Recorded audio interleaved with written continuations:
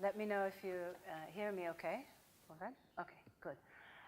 Well, I have a huge challenge today because it's a large topic to be addressed in a very short period of time.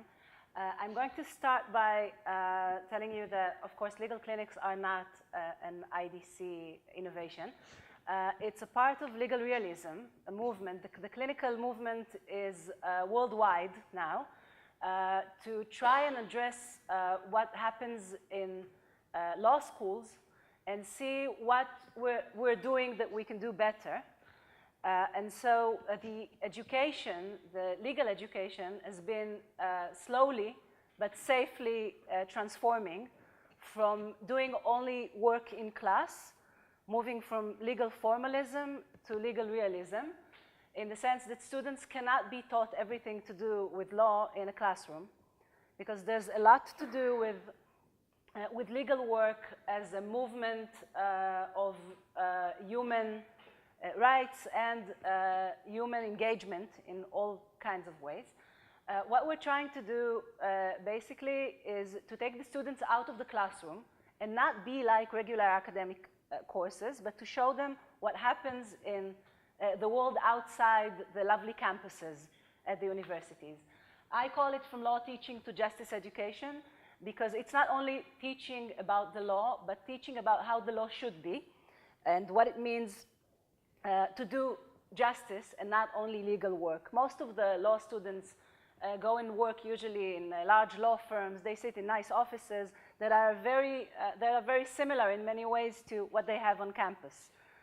What we're trying to do is teach them about human rights, not from the books, but seeing the law as it is in the courts.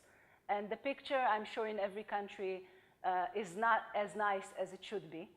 The IDC clinics, unlike other places, and you probably know about American legal education, it's not the same because we're basing on access to justice and on trying to work with disempowered communities, along with teaching our students to be legal professionals. Now, it's mostly, and I'll get to it, it's worthwhile for both sides, for the students and, of course, for the population. We believe that the law is a vehicle for social change. It's not only a tool to resolve disputes. And that's the one thing we thought about when we started the clinics. The second one I went through, teaching about human rights from the actual people whose rights are affected, taking responsibility for our alumni, trying to get graduates involved in clinical work, taking pro bono cases, for instance. And the last one is that we do feel an obligation to help the less fortunate. The one thing that we keep forgetting about the legal profession is that it's a guild. It's not like every person can apply to court. There are basic human rights that can be affected, and without a lawyer, you can do nothing about them. Now, as a guild, we have social responsibility that comes with the legal profession. And this is what we're trying to teach the students.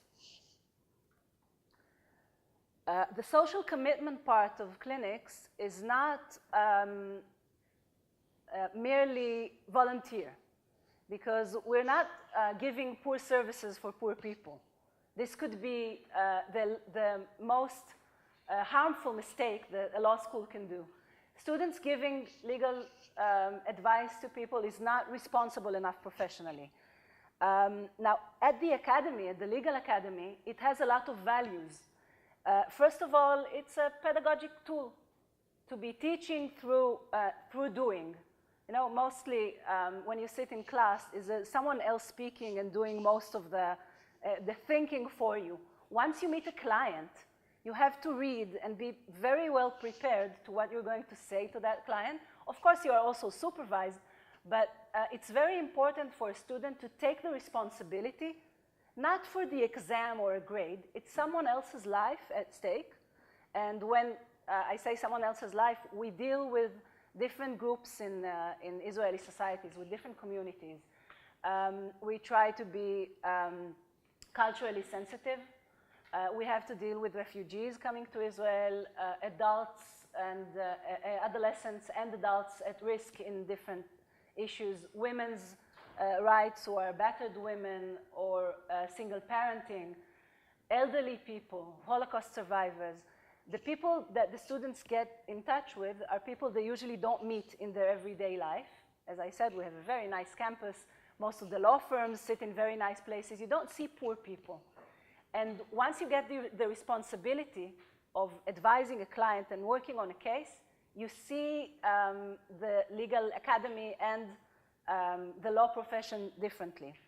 The clinic is, of course, a research tool for us to see how law is actually, how it actually works in courts.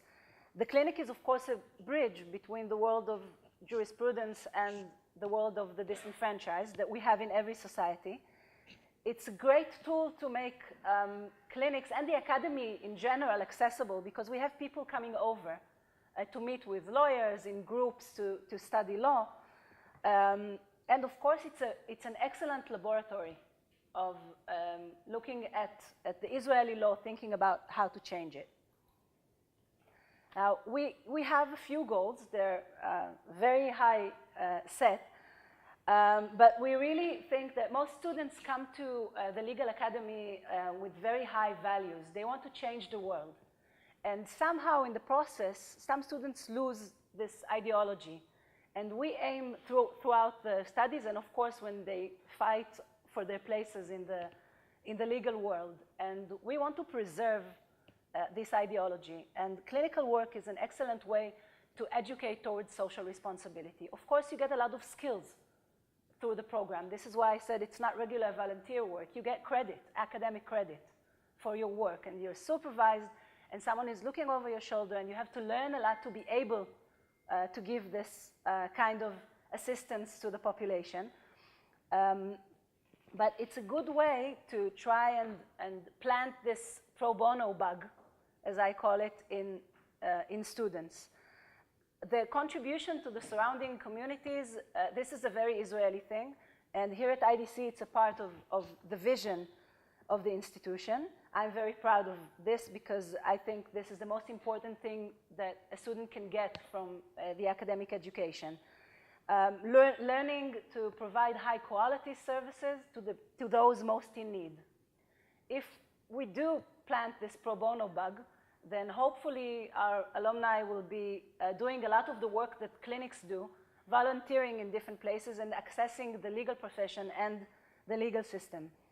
I said earlier that it's beneficial for everyone that takes part because the Israeli civil society gets strengthened. First of all, in the short run, people get very good legal advice and valuable legal aid. In the long run, we understand the legal community with that kind of lawyer that would be sensitive and will know how to deal with poverty and have the unique skills of bridging the gaps between the legal system and the legal profession.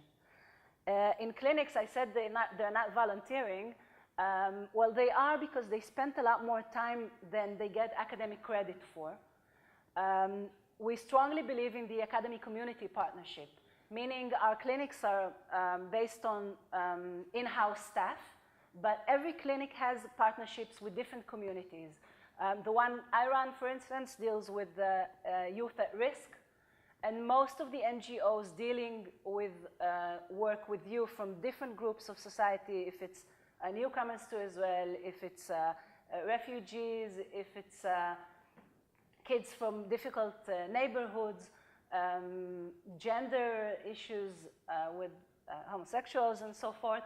All these groups are our partners, which means we send students to sit in the community, work with them, try to give them all of the education and whatever they need from us legally, and we bring them here to days like this one, bring experts to speak, answer questions, and give legal services to their people in the field. I think it's very important to educate students that the legal profession is not everything. It's not like we can solve every problem, And we do need social workers and education people and so forth to give our clients the best service. So the students meet with the clinical teacher every week for a weekly seminar. They speak, the group speaks about cases, they get lectures. In addition, they give 6 hours mandatory to the clinic. Of course, they do research and more over the 6 hours. And they get personal supervision and guidance from the clinical teacher. This is a one-time opportunity to be doing legal work with someone helping you every step of the way. The clinical program here at IDC is one of the largest in the country. What we did was take the clinical education from being just something you can choose to be, only elective, to a program that is a part of the law school curriculum. It's huge because most of the universities in Israel do not do this, and it's only elective. Now, to make it a part of the law school curriculum means that we need to have spaces for close to 300 students a year. In clinical terms, that means that the largest group is of 20 students. And dealing with 20 students with this kind of work is a lot of work for the clinical teacher, but I think it doesn't have to be mandatory, of course, because someone who doesn't want to do that kind of work will not do it properly, and we want our students to do the best work that they can and give, of course, the best services for poor people and not send the students who doesn't care.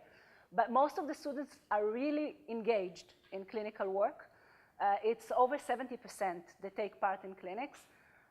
It's a huge challenge. This whole field is still developing, but I think that was the right decision to have clinics as a part of the law school. It's a statement from IDC. That's it.